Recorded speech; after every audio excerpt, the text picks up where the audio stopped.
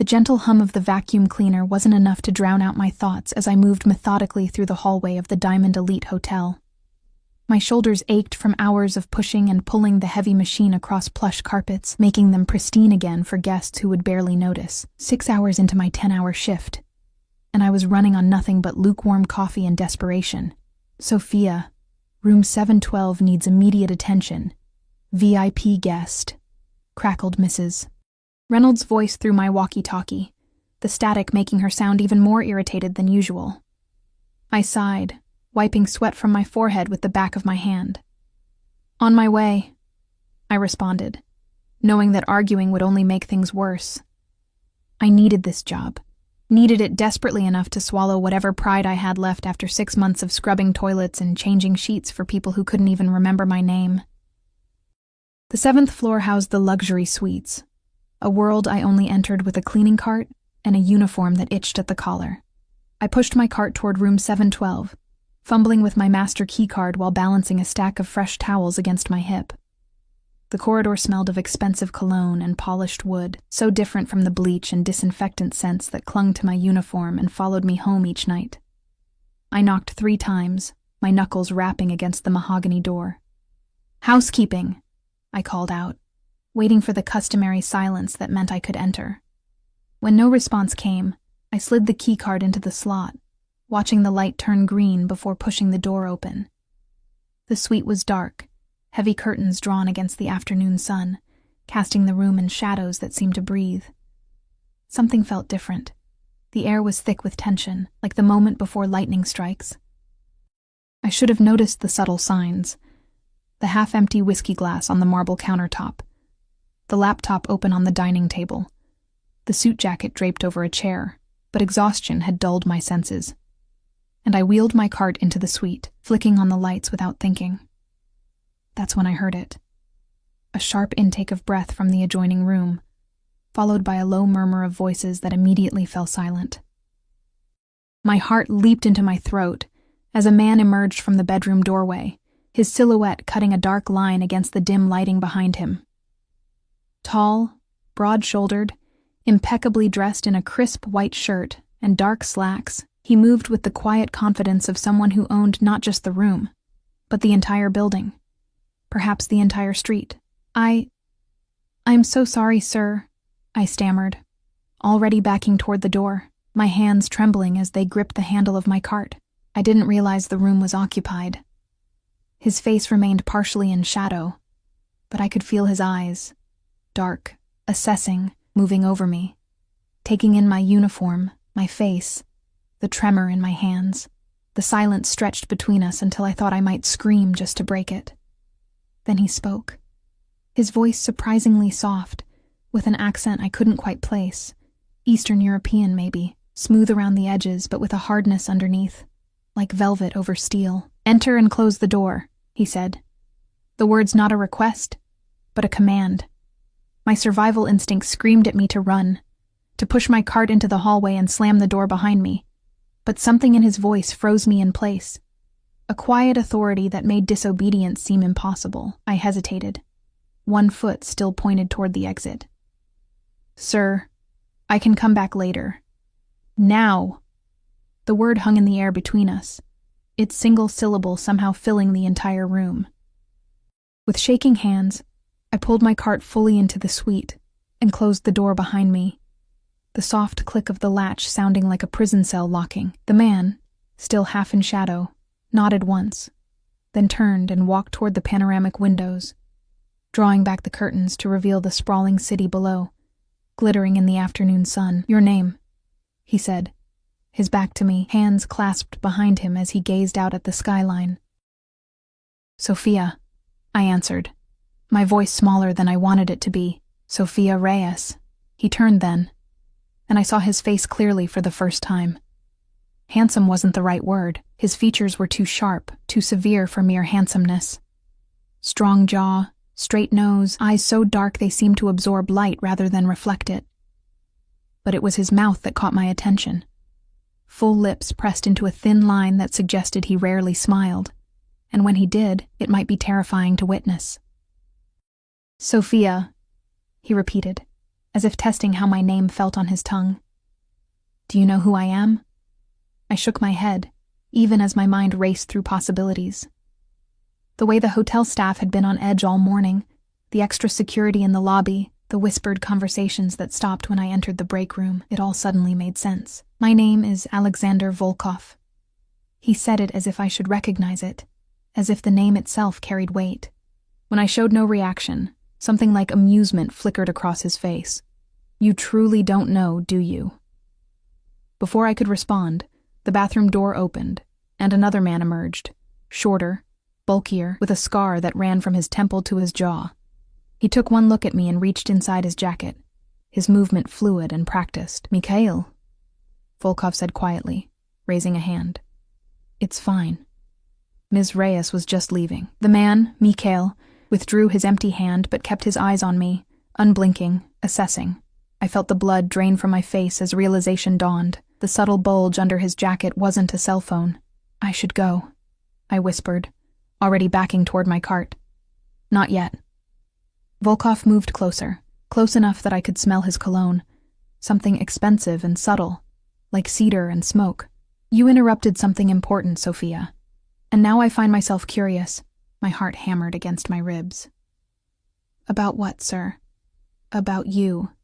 He circled me slowly, like a predator sizing up prey. "About why you're working as a maid in a luxury hotel when your hands suggest you're educated. Piano lessons, perhaps?" I swallowed hard, unsure how he had noticed the calluses on my fingertips from years of playing.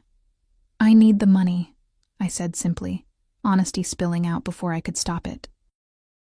"My father's medical bills." "Ah," he said, as if I'd confirmed something he already suspected.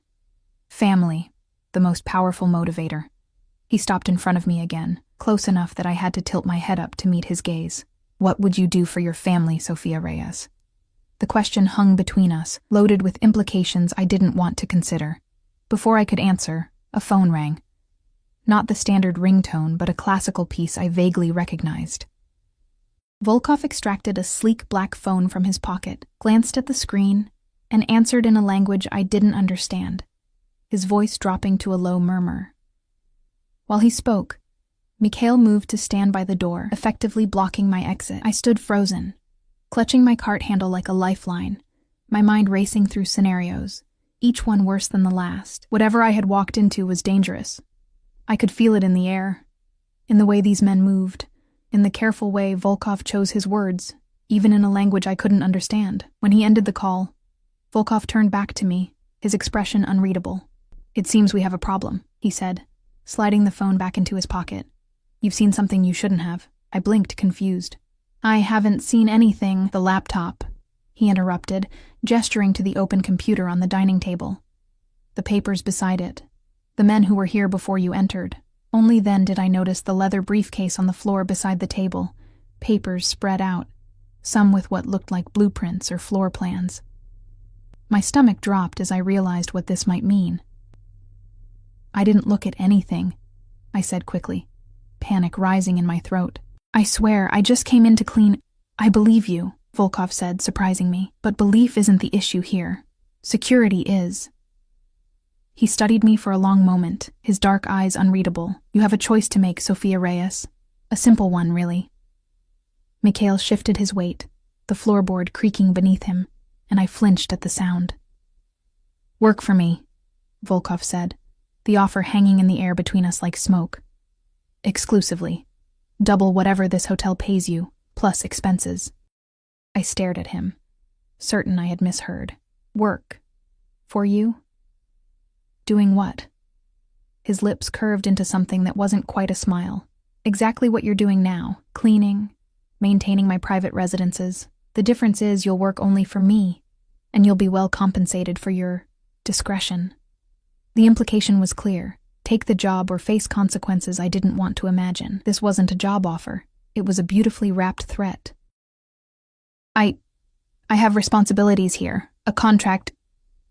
"That will be handled," he said dismissively, as if contracts could be dissolved with a wave of his hand. Perhaps for him, they could be. A knock at the door made me jump. Mikhail opened it a crack, exchanged a few words with someone in the hallway, then closed it again, nodding to Volkov. Your manager is looking for you, Volkov said, amusement coloring his tone. Apparently you've been missing for 15 minutes. Pokar. Had it only been 15 minutes? It felt like hours had passed in this darkened suite.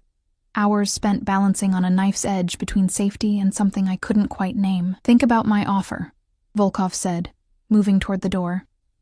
Mikhail will escort you downstairs to explain your absence. He reached into his pocket, extracted a business card, and held it out to me. Call this number with your answer by tomorrow morning.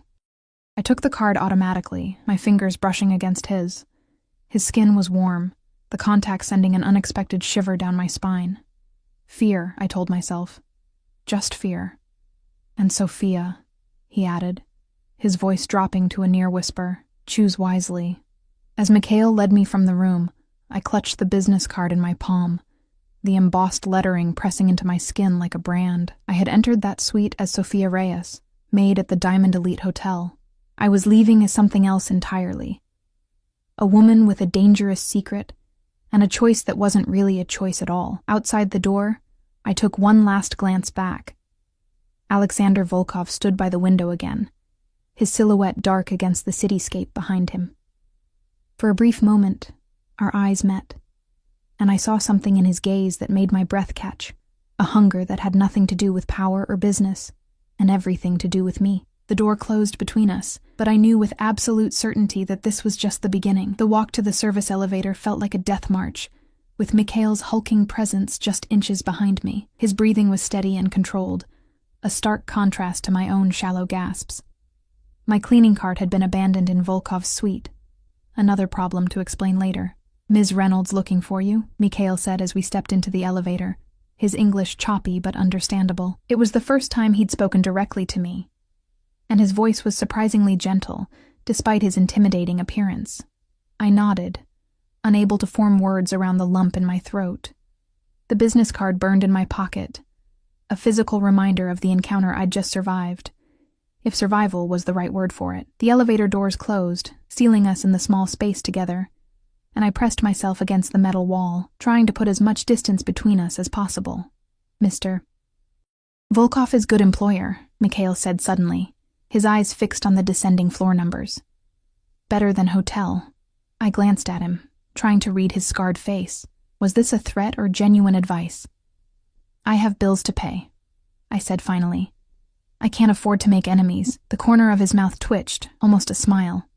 This why you should say yes. Mr. Volkov takes care of his people. The elevator reached the ground floor, the doors sliding open to reveal the bustling staff area. Mrs. Reynolds stood there, arms crossed over her chest, foot tapping an impatient rhythm against the polished floor. Sophia Reyes, where on earth have you? Her words died in her throat as she noticed Mikhail stepping out behind me. Her eyes widened, flicking between us nervously. Mikhail handed her a folded note. From Mr. Volkov. Sophia help with special request, not her fault. Mrs. Reynolds unfolded the note, her expression shifting from anger to something close to fear as she read. I see, she said, her voice suddenly deferential. That's perfectly fine then. Thank you for escorting her down. Mikhail nodded once, then turned to me. Remember, tomorrow morning.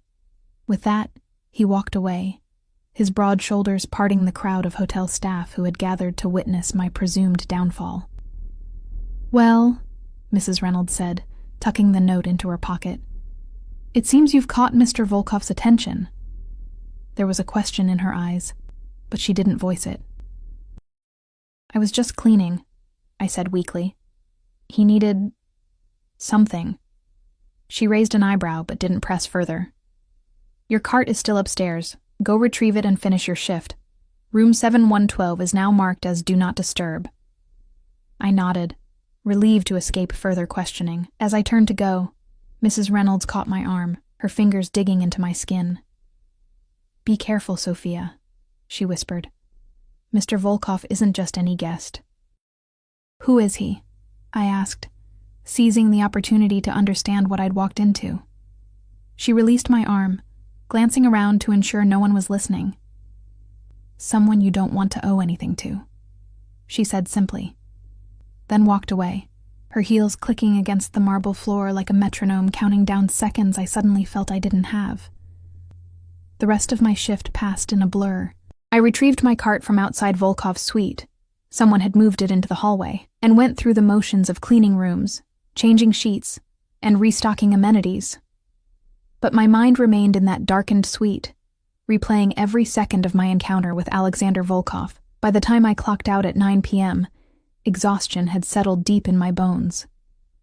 I changed out of my uniform in the staff locker room, pulling on worn jeans and a faded sweater that had once belonged to my mother.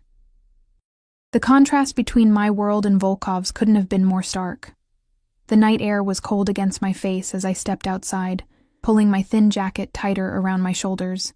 The bus stop was 3 blocks away, and I walked quickly, keeping my head down and my hand wrapped around the pepper spray in my pocket, a habit formed after too many late-night shifts in a city that never truly slept. A black SUV with tinted windows idled at the curb near the employee exit. I quickened my pace, a tendril of fear curling in my stomach. The passenger window slid down smoothly as I passed. "Ms. Reyes," called a voice I didn't recognize. "Mr. Volkov sent me to drive you home." I stopped, turning slowly to face the vehicle. The driver was younger than I expected, with close-cropped hair and eyes that remained hidden behind dark sunglasses despite the late hour. "That's not necessary," I said, taking a step back. "I take the bus." "It's nearly 10 miles to your apartment," he replied, and the casual mention of where I lived sent ice through my veins. "The last bus leaves in 7 minutes. You won't make it." He was right, and we both knew it.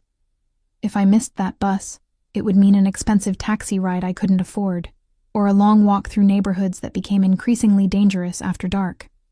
"How do you know where I live?" I asked. Though I already suspected the answer, the driver's expression remained impassive. Mr. Volkov likes to know who he's dealing with. Of course he did.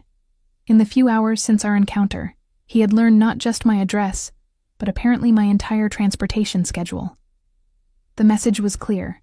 There was nowhere I could go that he couldn't find me. Against my better judgment, I slid into the back seat of the SUV, the leather cool and smooth beneath my thighs. The vehicle pulled away from the curb immediately, merging into the late-night traffic with practiced ease. "Does Mr. Volkov send cars for all his potential employees?" I asked, trying to keep my voice steady. The driver's eyes met mine in the rearview mirror. "Only the important ones." I turned to look out the window, watching as we passed through downtown, the glittering high-rises giving way to increasingly modest neighborhoods. We drove in silence after that, the only sound the soft classical music playing through the car's expensive sound system. 20 minutes later, we pulled up outside my apartment building, a once grand structure now showing its age in peeling paint and cracked concrete steps. I reached for the door handle, then paused. "Tell Mr. Volkov I'm still considering his offer," I said, surprised by my own boldness. The driver nodded once. "He'll be expecting your call tomorrow." I stepped out of the car, the cool night air a relief after the SUV's stifling interior. The vehicle remained at the curb, engine running, as I climbed the steps to the building's entrance. Only after I'd unlocked the door and stepped inside did I hear it pull away. My apartment was dark and silent, a stark contrast to the chaos in my mind. I flipped on the lights, revealing the small living room with its secondhand furniture and the kitchenette with dishes still piled in the sink from breakfast. Home, though it hardly felt like it sometimes. I dropped my keys on the counter and pulled Volkov's business card from my pocket, staring at the embossed black lettering, Alexander Volkov, followed by a phone number. No company name, no title, no address. Just a name and a way to reach him. As if that was all that mattered in the world. My phone buzzed with an incoming text making me jump. It was from my father. "How was work today, mija? Don't forget your old man has his appointment tomorrow at 2. Love you." Reality came crashing back. My father's medical bills, the mounting debt, the second job I'd taken at a cafe on weekends just to make ends meet. And now, an offer that could solve everything, or destroy what little stability I had left. I texted back. "Work was fine. I'll pick you up at 1:30. Love you too." Setting my phone down, I moved to the window, pulling back the curtain to peer at the street below. The black SUV was gone, but a sleek sedan had taken its place. A man sitting behind the wheel, his face illuminated by the glow of a cell phone, watching me, waiting for my decision. I let the curtain fall back into place and sank onto the edge of my bed, burying my face in my hands. What choice did I really have? Volkov had made it clear that refusing wasn't an option, not if I wanted to keep my life as it was. And yet, accepting meant stepping into a world I knew nothing about, working for a man whose very presence radiated danger. Sleep eluded me that night, my mind racing through possibilities, each scenario worse than the last. By the time dawn broke, painting my small room in shades of gray and gold, I had made my decision. I showered, dressed in my most professional outfit, a navy pencil skirt and white blouse I kept for interviews, and made coffee with hands that trembled slightly. The business card lay on my kitchen counter, the phone number memorized after hours of staring at it. At exactly 7 a.m., I picked up my phone and dialed. He answered on the second ring, his voice just as I remembered, smooth, accented, commanding. "Sophia, I've been waiting for your call." I took a deep breath, squaring my shoulders as if he could see me. "I accept your offer, Mr. Volkov, but I have conditions." A pause, then a low chuckle that sent shivers down my spine. "Conditions? You surprise me, Ms. Reyes. I need to keep my current schedule 3 days a week," I said, forcing confidence into my voice. "My father has medical appointments I can't miss, and I want everything in writing: salary, expectations, benefits." Another pause, longer this time. I held my breath, wondering if I'd pushed too far. "Your loyalty to your father is commendable," he said finally. 4 days a week you work exclusively for me. The other 3 you're free to attend to your family obligations. As for the contract, Mikhail will deliver it today. Is that acceptable? I closed my eyes, relief washing over me. Yes. Good. A car will pick you up tomorrow morning at 8 a.m. Pack enough for a week away. My eyes flew open. A week? But you said... I said you could keep your schedule 3 days a week. I didn't specify which days. His tone was final, brooking no argument. The first week is training, at my estate upstate. Your father's appointments will be rescheduled. How can you possibly... It's been handled, Sophia. Dr. Kessler has agreed to see your father next week instead. His calendar has been adjusted. The mention of my father's specialist, a doctor whose waiting list stretched months, rendered me speechless. In the space of a day, Volkov had not only learned where I lived, but had managed to rearrange my father's medical care. "Why me?" I asked, the question that had burned in my mind since yesterday finally spilling out. "Why go to all this trouble for a maid?" Silence stretched across the line, so complete that I wondered if he'd hung up. Then his voice returned, lower, almost intimate. "Let's just say you caught my attention, Sophia. Not many people do." Before I could press further, he continued. "Mikhail will deliver the contract by noon. Review it carefully. I'll see you tomorrow." The line went dead, leaving me standing in my kitchen, phone still pressed to my ear, heart racing with a mixture of fear and something else I didn't want to name.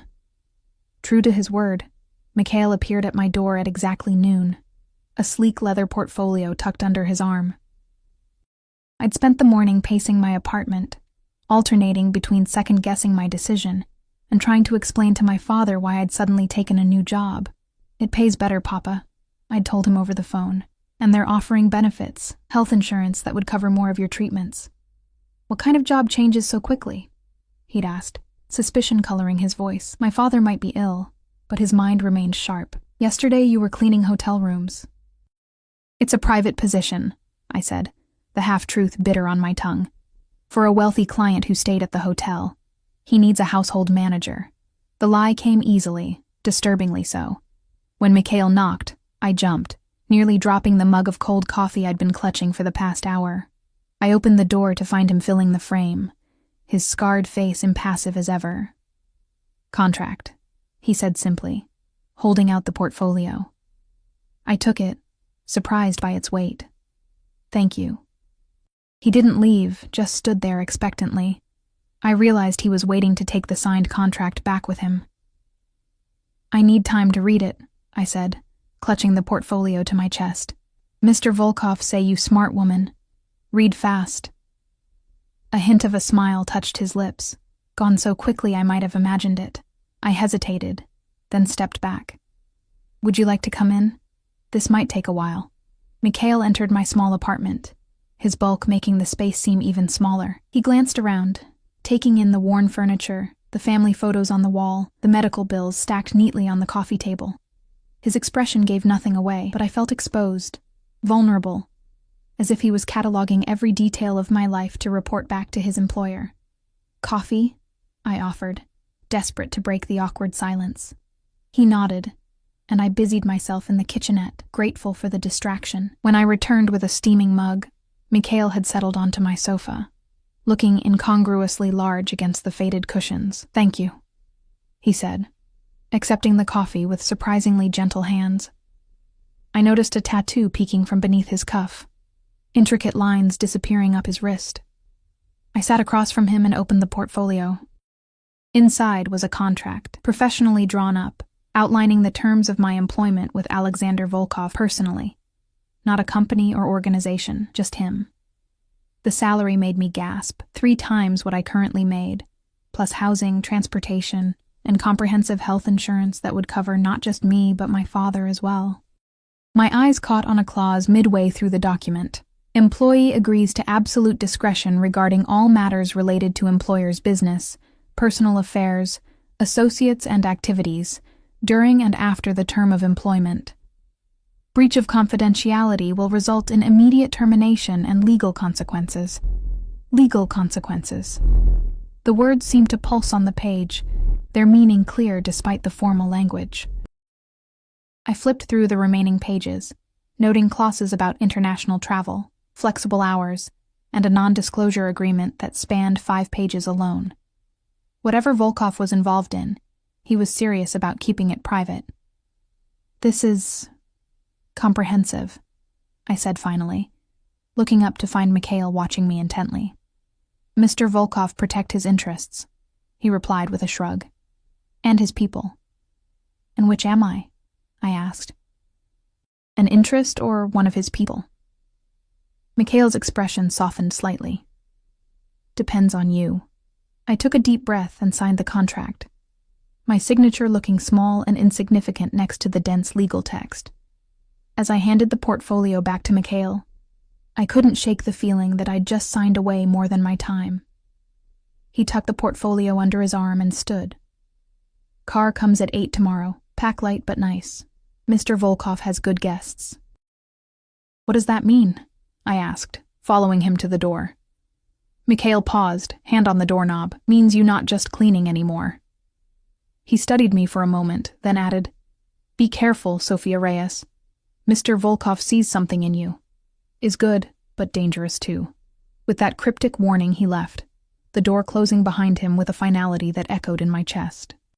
I spent the rest of the day in a state of anxious anticipation, packing and repacking a small suitcase with the nicest clothes I owned, pitifully inadequate for whatever awaited me at Volkov's estate. I called my father again, assuring him that everything was fine, that this was a good opportunity, that I would call him every day while I was away. "I don't like this, Sophia," he said, his voice weak over the phone. "Sudden jobs with strange rich men. It sounds like trouble." "It's just housekeeping, Papa," I lied. "Just for a better salary. Promise me you'll be careful," he insisted. "Your mother would never forgive me if I let anything happen to you." The mention of my mother, gone 3 years now, after a brief, brutal battle with cancer, sent a pang through my heart. "I promise," I whispered. That night, I barely slept, my dreams filled with dark hotel suites and shadowy figures. I woke at dawn, exhausted but too wired to go back to sleep. I showered, dressed in my most professional outfit again, this time paired with practical shoes I could work in, and waited, my packed bag by the door. At exactly 8 a.m., my phone buzzed with a text, downstairs. The same black SUV from 2 nights ago idled at the curb, the same driver at the wheel. He took my bag without a word, placing it in the trunk while I slid into the back seat. This time, I wasn't alone. Alexander Volkov sat on the opposite side, his dark suit impeccable, his attention focused on the tablet in his hands. He didn't look up as I entered, just said, "Good morning, Sophia," as if this was a normal commute, a normal job, a normal life. "Good morning, Mr. Volkov," I replied, my voice steadier than I felt. He looked up then, his dark eyes assessing me in a single sweep. "You'll find appropriate attire at the estate," he said, apparently finding my outfit lacking. "Daniel will have your measurements." I bristled at the presumption. "My clothes are fine for housekeeping." A flicker of amusement crossed his face. "Is that what you think you'll be doing? Simply housekeeping?" The question hung between us as the car pulled away from the curb, merging into the morning traffic. I gripped the edge of the seat, suddenly unsure of what exactly I had agreed to. "Your contract specified household management," he continued, setting his tablet aside. "That includes overseeing staff, coordinating events, and occasionally acting as hostess when I entertain. Hardly just housekeeping. Hostess." The word sent a chill down my spine. "I didn't read the fine print? I thought you might be more careful, Sophia." He leaned forward slightly, his cologne, that same subtle scent of cedar and smoke, enveloping me. "Don't worry. Your virtue is not part of our agreement. Your intelligence, your discretion, and your apparent ability to adapt quickly. Those are what interest me." I swallowed hard, heat rising to my cheeks at the implication. "Why me?" I asked again, the question that had haunted me since our first meeting. "You could hire anyone with actual experience for this role." Volkov studied me for a long moment, his expression unreadable. Then he reached into his jacket and withdrew a photograph, handing it to me without a word. It was a picture of me, much younger, perhaps 18 or 19, seated at a piano on a stage, my face alight with passion, as my fingers pressed the keys. My last recital before my mother's diagnosis, before college plans were abandoned for hospital rooms and mounting bills. "How did you get this?" I whispered, staring at the ghost of who I once was. "I make it my business to know people," he said simply. "You had a scholarship to Juilliard. Full ride. You declined it to care for your mother and later your father." I looked up, meeting his gaze. "You investigated me. Thoroughly." He took the photo back, tucking it into his jacket. "You sacrifice everything for family, Sophia. That kind of loyalty is rare and valuable."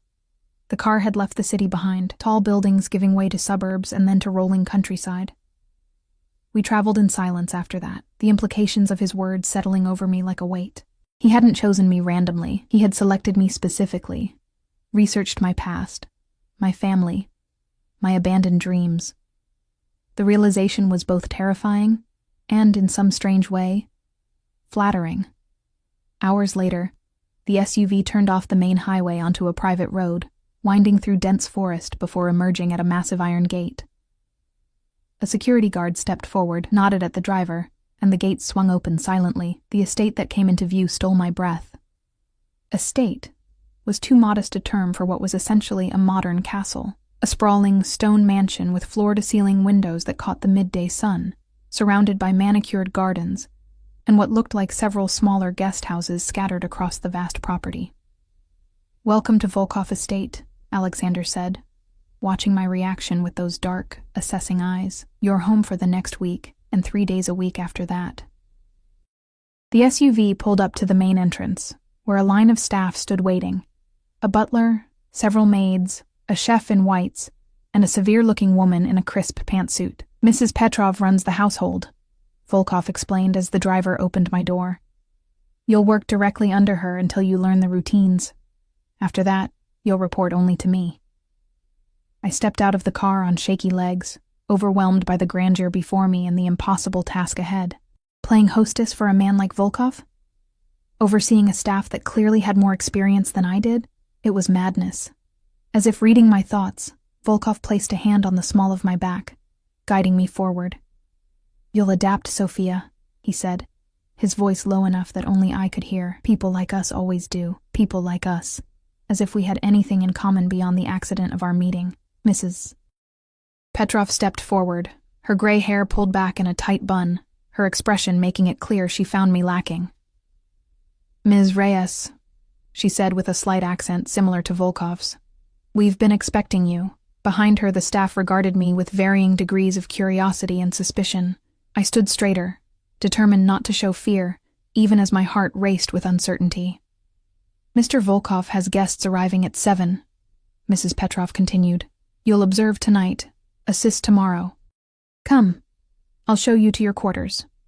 My quarters turned out to be a suite larger than my entire apartment, with a bedroom, sitting area, and private bathroom complete with a marble-soaking tub.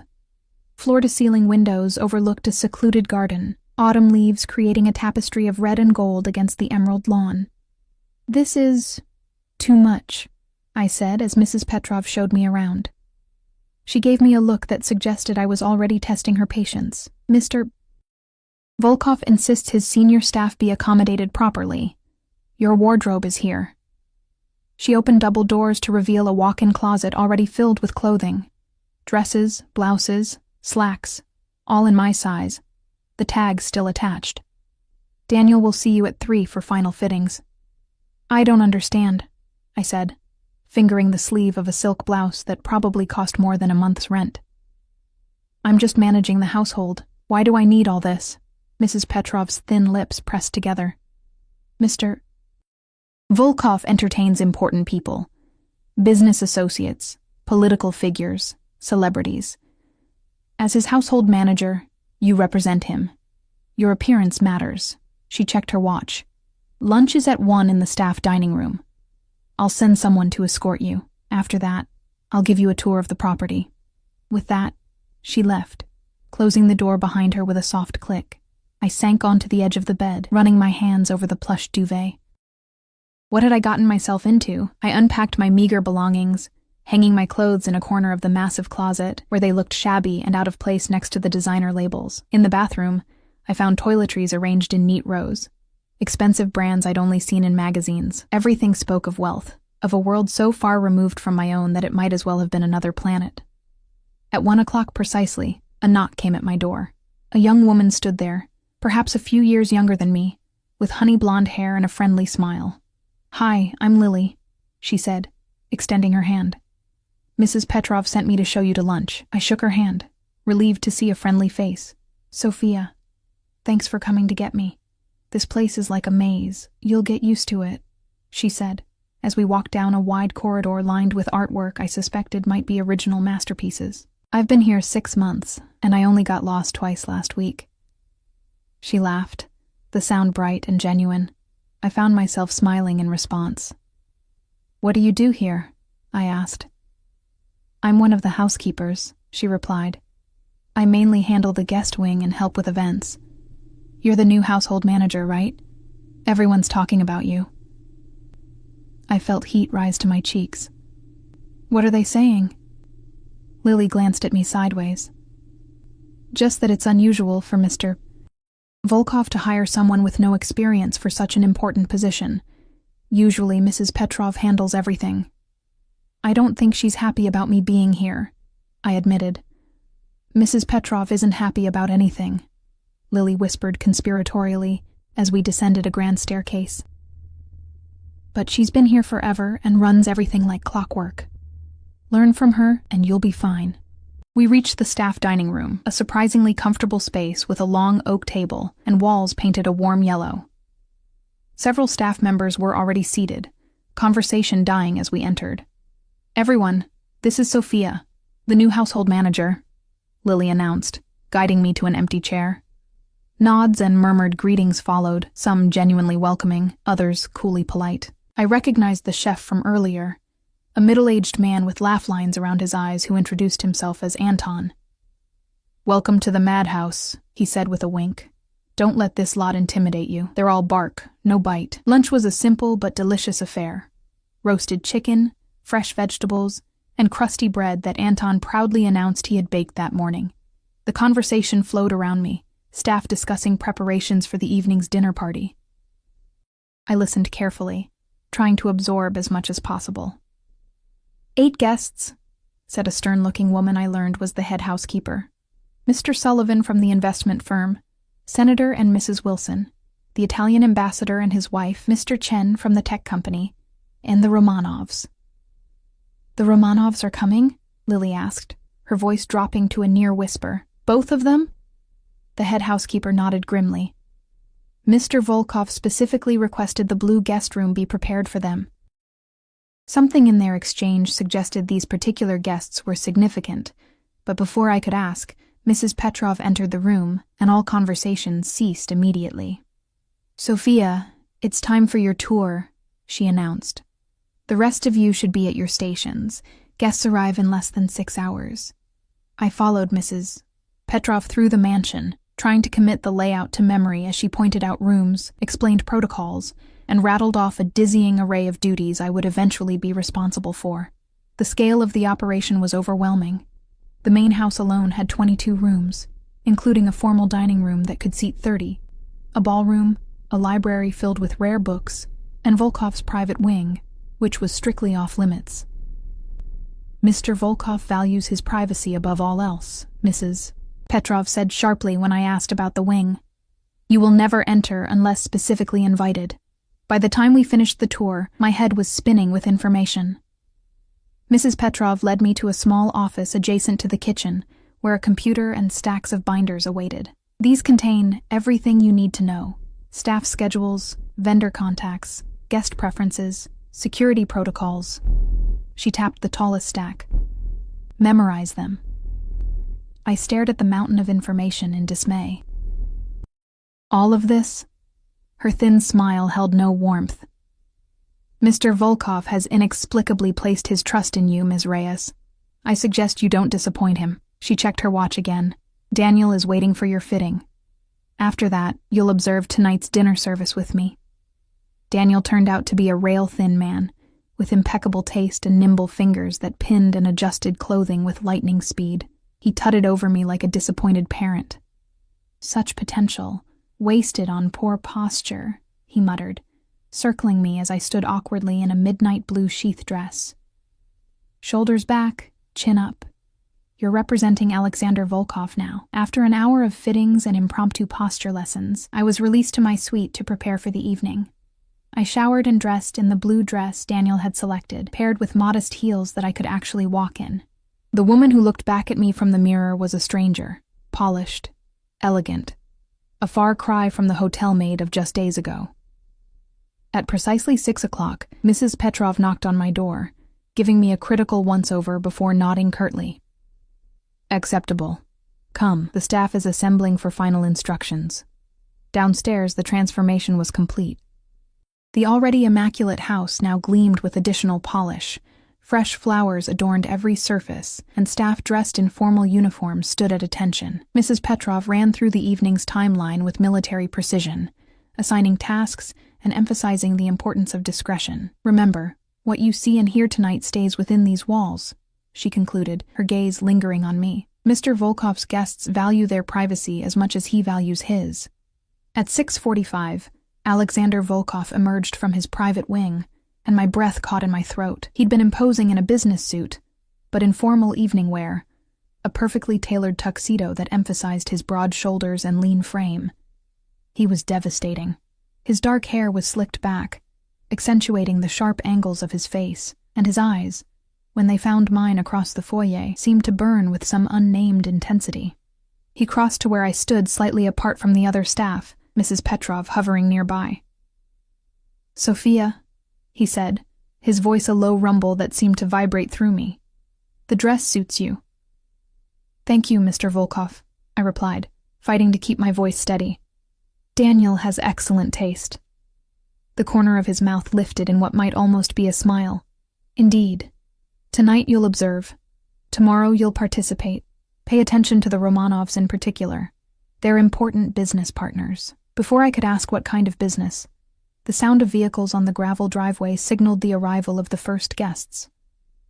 Volkov moved to the entrance, and I took my place beside Mrs. Petrov, trying to ignore the speculative glances from the other staff. What followed was a masterclass in power, politics, and the subtle art of influence. I watched as Volkov greeted each guest with perfectly calibrated warmth, effusive with the senator, respectful with the ambassador, coolly professional with the businessman. But it was his interaction with the Romanovs that caught my attention. Dmitry Romanov was older than I expected, perhaps in his 60s, with steel-gray hair and a face that might have been handsome before time, and what looked like hard living had carved deep lines into it. His wife Irina was decades younger, closer to my age than his, with the kind of cold beauty that belonged on magazine covers. The moment they entered, the atmosphere in the room shifted. Volkov's greeting was formal, almost stiff, though his words were welcoming enough. Dmitry's response was equally reserved, while Irina's eyes swept the room with calculated disinterest until they landed on me. Her perfect eyebrows rose slightly, and she whispered something to her husband that made him glance in my direction. Throughout dinner, which I observed from the periphery under Mrs. Petrov's watchful eye, I noticed the tension between Volkov and the Romanovs. It wasn't overt, nothing so crass as raised voices or pointed remarks, but it was there in the careful way they spoke to each other, in the way Volkov's jaw tightened whenever Dmitry spoke, in the lingering looks Irina cast in Volkov's direction when her husband's attention was elsewhere. "Political allies?" I whispered to Mrs. Petrov as we watched the dinner service from the doorway. Her expression remained impassive. "Complicated," she replied, which told me nothing and everything at once. After dinner, the party moved to the library for drinks. I followed at a discreet distance, maintaining the careful invisibility of good service while absorbing everything. The conversation flowed from business to politics to art, Volkov steering topics with subtle skill. I began to understand why he needed someone like me, someone who could observe, remember, and recognize the undercurrents that ran beneath the polite conversation. As the evening wore on, I noticed Dmitry Romanov becoming increasingly inebriated, his voice growing louder, his gestures more expansive. Irina watched him with thinly veiled disgust, while Volkov remained perfectly composed, though I caught the slight tightening around his eyes that suggested his patience was wearing thin. Shortly after midnight, Volkov caught my eye and tilted his head slightly toward the door, a silent command to follow. I slipped away from Mrs. Petrov and met him in the hallway. "The Romanovs will stay the night," he said, without preamble. "Dmitry is in no condition to travel. Make sure their suite is prepared, and arrange for a car tomorrow afternoon." I nodded, mentally reviewing what I'd learned about the blue guest room. "Is there anything specific they require?" Volkov's expression was unreadable. "Irina prefers orchids. White. Make sure there are fresh ones in their room." He hesitated, then added, "And Sophia, have Mikhail stationed in the hallway outside their suite tonight, as a precaution." "A precaution against what?" I asked before I could stop myself. His eyes met mine, dark and suddenly cold. "Curiosity can be dangerous in this household, Sophia. Remember that." He returned to his guests, leaving me with more questions than answers, and the distinct impression that I had just been warned away from a truth I wasn't ready to face. The next morning dawned gray and misty, rain pattering against my windows like nervous fingers. I'd slept fitfully, dreams filled with cold-eyed women and cryptic warnings.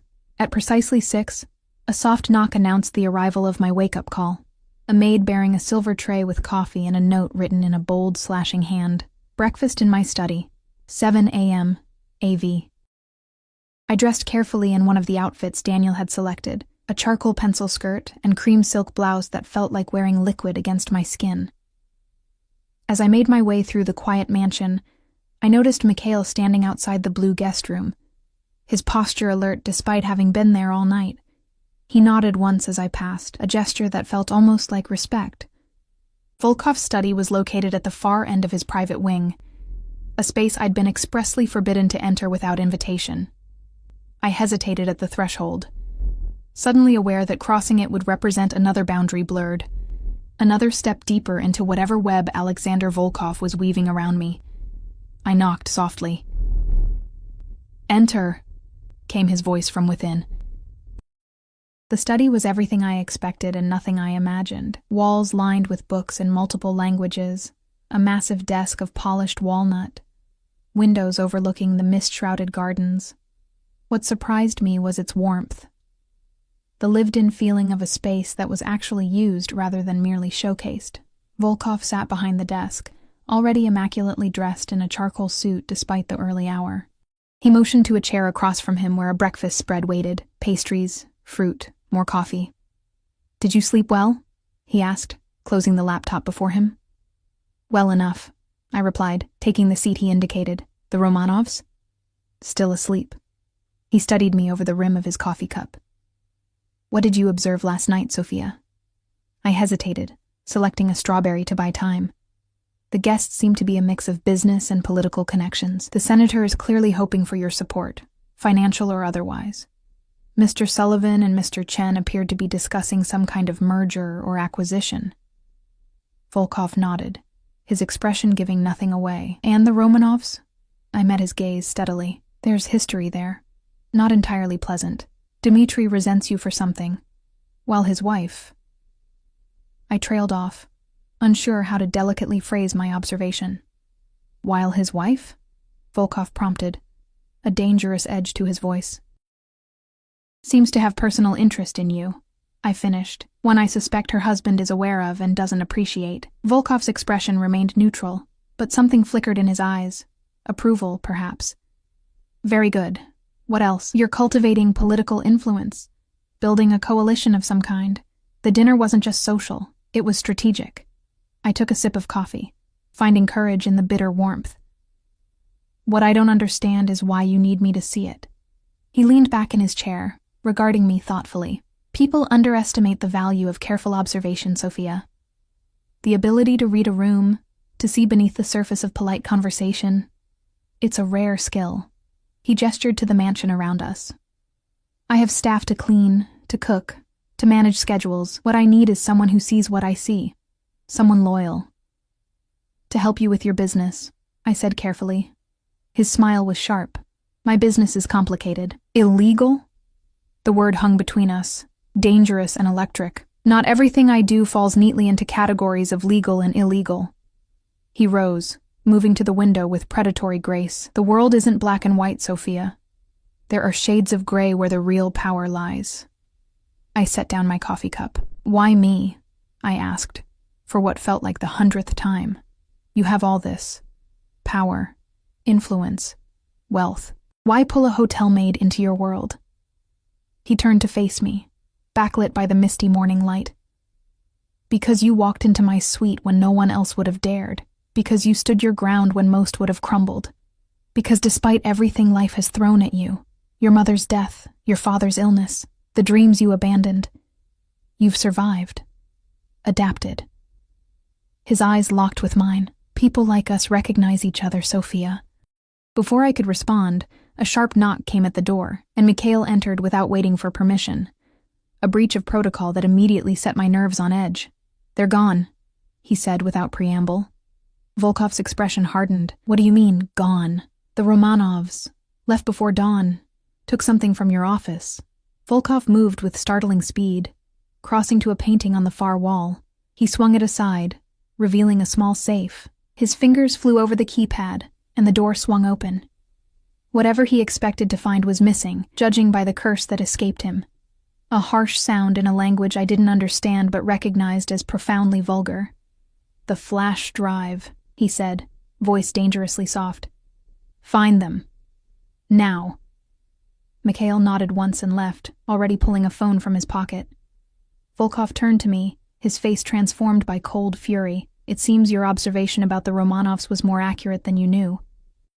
Dmitri's drunkenness was an act, a distraction while his wife did the real work. "What was on the drive?" I asked, my voice steadier than I felt. "Information. The kind that could destroy people, powerful people who pay very well for my discretion." His eyes narrowed. "This is your first test, Sophia. What happens next will determine your future in this household." My heart raced. "What do you want me to do? Tell me everything you noticed about Irina Romanov last night. Every detail, no matter how small." I closed my eyes, calling up the mental image of the cold-eyed beauty. Designer dress. Valentino, I think. Recent collection. She wore minimal jewelry except for a large diamond ring and a thin gold chain around her neck. I opened my eyes. The chain had something attached to it. "A pendant or charm that she kept touching whenever she spoke to you." Volkov nodded, encouraging me to continue. "She drank sparingly. 1 glass of wine with dinner, a half glass of brandy after. She excused herself twice during the evening. Once before dessert, once during drinks in the library. I frowned, remembering. The second time, she was gone longer. 15 minutes, maybe 20. Where did she go? Volkov pressed. I assumed the restroom, but I hesitated. Mrs. Petrov sent me to check on the kitchen at that point. I wasn't watching. Volkov paced the study, energy radiating from him like heat. She knows the layout of this house. She's been here before, many times. He glanced at me sharply. Years ago, Irina and I were involved before her marriage to Dmitri. She knows my habits, my security protocols. The revelation shouldn't have surprised me. Yet I felt an unexpected twist of something that felt dangerously like jealousy. I pushed it aside. Your office. Would she know how to access it? Possibly. He moved to his desk, pressed a button underneath. A panel in the bookshelf slid aside, revealing monitors displaying security feeds from throughout the property. Let's find out. For the next hour, we reviewed footage from the previous night, tracking Irina's movements through the mansion. Her second absence from the library was telling. She hadn't gone to the restroom but had slipped upstairs, moving with practiced ease through corridors and past security measures. There, Volkov said, pointing to a feed showing Irina emerging from a room I recognized as his private office. 4:37 a.m. Dmitri created a disturbance in their suite to distract Mikhail while she retrieved whatever she had hidden there earlier. His phone rang, and he answered with a terse, "Report." I watched his expression shift as he listened, cold calculation replacing anger. Understood. Proceed as planned. He ended the call, turning to me. They've been located. A private airfield 30 miles north. The plane is being delayed with mechanical issues while my people move into position. A chill ran down my spine. What will happen to them? Volkov's expression was unreadable. That depends on what you think should happen, Sophia. I blinked, caught off guard. Me? Why would my opinion matter? Because I'm curious about your moral compass. He moved closer, his proximity making it hard to think clearly. Dmitri Romanov is not an innocent man. He's responsible for trafficking operations across 3 countries, laundering money through charities meant to help children. Irina is his willing accomplice. They've stolen information that, in the wrong hands, could compromise people who trust me to protect them. His eyes locked with mine. What would you have me do? I swallowed hard. Is this what you do? Collect secrets and sell protection? Information is power, he said simply. I provide security to those who need it. Leverage against those who deserve it. The world runs on secrets, Sophia. I merely ensure they flow in the right direction. And the Romanovs are attempting to blackmail me, to force my cooperation in their more unsavory ventures. I took a deep breath. There must be a way to retrieve what they stole without bloodshed. Something like approval flickered in his eyes. Compassion, even for enemies. Interesting. He returned to his desk, pressed another button on his phone. Mikhail, change of plans. Retrieval only, no permanent solutions. Relief washed over me, though I wasn't entirely sure why. These people were criminals, Volkov included. I had no illusions about that, and yet the thought of having their deaths on my conscience was unbearable. Thank you, I said quietly. Volkov studied me, head tilted slightly. Don't thank me yet, Sophia. The day is young, and your real test is just beginning. Over the next few hours, I witnessed firsthand the scope of Volkov's operation. His estate wasn't merely a home, but the nerve center of a vast network. Staff I had assumed were merely household employees revealed themselves as operatives with specialized skills. Lily, the friendly housekeeper, turned out to be a computer expert who could hack into any system. Anton, the jovial chef, was an ex-military strategist who coordinated field teams with terrifying efficiency. And at the center of it all was Alexander Volkov, orchestrating every move with the precision of a chess master. I watched him work, issuing commands, analyzing information as it came in, 3 steps ahead of everyone else in the room. It was terrifying and, God help me, fascinating. By mid-afternoon, word came that the flash drive had been recovered. The Romanovs had been allowed to leave, shaken but unharmed, with a clear understanding that any further attempts would be met with less mercy. They'll go to ground for a while, Volkov said as the room cleared, leaving us alone again. When they resurface, it will be with a different approach. I sank into a chair, emotionally and physically exhausted. Is this what my job will be, helping you manage this? He approached slowly, coming to stand before me. This is who I am, Sophia, what I do. The question is whether you can accept it, accept me as I am. I looked up at him, this dangerous man who had pulled me into his world. Why does it matter what I think? You could have anyone. Not anyone, he said softly. Someone loyal, someone intelligent, someone who sees me clearly and doesn't flinch. His hand reached out, fingers brushing my cheek with surprising gentleness. Someone like you. The touch sent electricity through me, a current of awareness that had been building since that first moment in the hotel suite. I should have been repulsed, should have recoiled from this man and everything he represented. Instead, I found myself leaning into his touch, drawn to the darkness and light that seemed to war within him. I don't know if I can be what you need, I whispered. His smile was soft, genuine in a way I hadn't seen before. You already are, he said. The question is whether I can be what you deserve. In that moment, looking up at Alexander Volkov, I realized I had crossed a line from which there was no return. I had glimpsed his world, the power, the danger, the complex morality that governed it, and some part of me wanted to understand it better, to understand him. I'm staying, I said, the decision crystallizing as I spoke it, not because I have no choice, but because I choose to. But I have conditions. His eyebrow raised slightly. More conditions? My father's care continues, regardless of what happens between us. You never ask me to compromise my core values. And you tell me the truth, always, even when it's ugly. He considered this, then nodded once. Accepted. And in return? Loyalty, I said simply. For as long as you earn it. Alexander extended his hand to me, and I took it, allowing him to pull me to my feet. We stood face to face, a new understanding between us, not quite trust, not yet, but the foundation for it. Whatever came next, whatever this dangerous dance between us became, I would face it with open eyes. Welcome to my world, Sophia Reyes, he said softly. And despite everything, despite the danger and the moral ambiguity and the uncertain future that stretched before us, I smiled. For the first time in years, I felt fully alive, standing at the edge of something both terrifying and exhilarating. Thank you, Alexander, I replied, using his first name deliberately, claiming this small power for myself. I think I might belong here after all.